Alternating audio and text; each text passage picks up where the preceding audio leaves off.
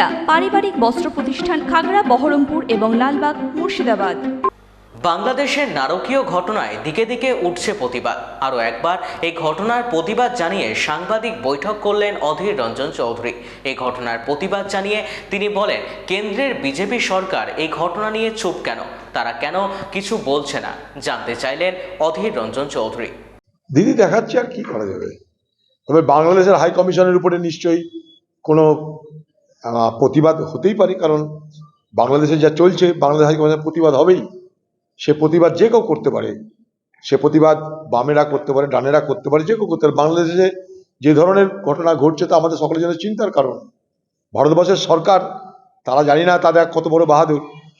সারা জীবন ধরে শুনে এসেছি ভারতবর্ষের সরকার নাকি সমস্ত এই দেশের, এই পৃথিবীর সব হিন্দুদের নাকি সে রক্ষণাবেক্ষণ করবে। পাশের রাজ্য দেশ বাংলাদেশ, সেখানে যা হচ্ছে তার প্রতিবাদে এখানে বিজেপি পার্টি, বিজেপি সরকার তারাই বা কী করছে। আমি কথা বলছি না যে বাংলাদেশে শুধুমাত্র হিন্দুদেরকেই উপর অত্যাচার হচ্ছে, আর কিছু হচ্ছে না, এই কথা আমি বলছি না। বাংলাদেশে হিন্দুদের ভয়ে পালিয়ে আসতে বাধ্য হচ্ছে তারা, এটা ঘটনা। এবং সেখানটায় সংখ্যালঘু মানুষ আতঙ্কে আছে, সংখ্যালঘুদের উপর অত্যাচার বাড়ছে। বাংলাদেশের সংখ্যালঘু তারা হিন্দু, তা তাদের উপর অত্যাচার বাড়ছে, তাদের আশঙ্কা বাড়ছে। তাই তাদের জন্য পাশের দেশ হিসেবে ভারতবর্ষ সরকারের তাদের ভাবনা চিন্তা করা উচিত বলে আমি মনে করি। শুধু এটার জন্য নয়, এর সঙ্গে সঙ্গে বাংলাদেশের পক্ষ থেকে যেভাবে ভারতবর্ষকে অপমান করা হচ্ছে, সেখানকার কমিশনার, উপকমিশনার, তাদের উপরে যেভাবে হামলা হচ্ছে, তাদেরকে যেভাবে এত হেনস্থা করা হচ্ছে, এবং বাংলাদেশের পক্ষ থেকে, সরকারের পক্ষ থেকে যেভাবে ভারত বিরোধী প্রতিদিনের প্রচার চলছে, সেখানটা ভারতবর্ষের সরকার চুপ হয়ে বসে আছে।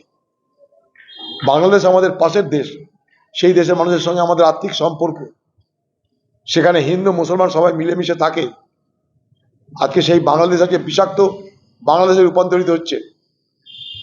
কিন্তু সেই বাংলাদেশের এই অবস্থা ফেরানোর জন্য, যাতে সেখানটায় সংখ্যালঘু মানুষ এবং যারা স্বাধীনচেতা মানুষ তারা যেন সুস্থ হয়ে বাঁচতে পারে, তার জন্যে ভারত সরকারের পক্ষ থেকে কোনো উদ্যোগ আমি দেখতে পাচ্ছি না। একটা 7 বছরের বাচ্চা, তাকেও পুড়িয়ে মারা হলো। একটা যুবক, হিন্দু যুবক, তাকেও পুড়ি মারা হলো। ভারত সরকারের দুটো দেশের ভূগোল এক, ভাষা এক, সংস্কৃতি এক, সব খাদ্য এক, আমাদের সবকিছু আমাদের প্রয়োজন। একটা দুজনের সঙ্গে, দুটো দেশের মধ্যে আমাদের 4000 কিলোমিটারের বর্ডার, ভাবতে পারেন? তো সেই জায়গায় দাঁড়িয়ে আজকে যে বাংলাদেশের পরিস্থিতি উত্তপ্ত হচ্ছে, বা বাংলাদেশের আজকের সরকার তারা পাকিস্তানের আইএসআইয়ের নির্দেশে পরিচালিত হচ্ছে।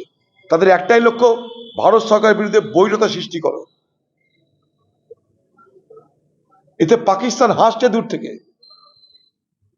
পাকিস্তানের এটা লক্ষ্য, চীনের এটা লক্ষ্য, ভারতবর্ষের নিরাপত্তা বিঘ্নিত হোক।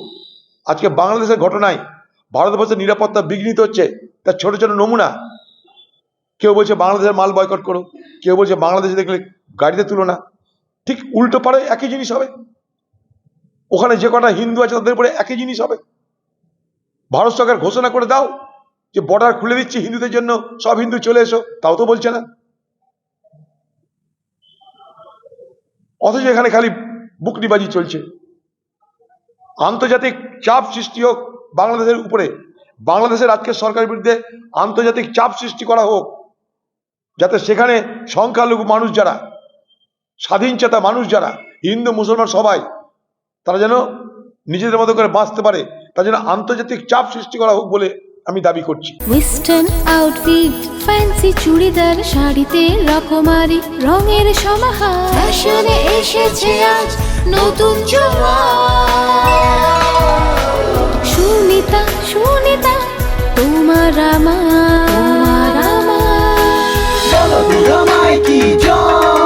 আজ পুজোর হাওয়া, নতুন চাওয়া, পোশাকের এই আমিরায়, সুনিতা মন ছুঁয়ে যায়।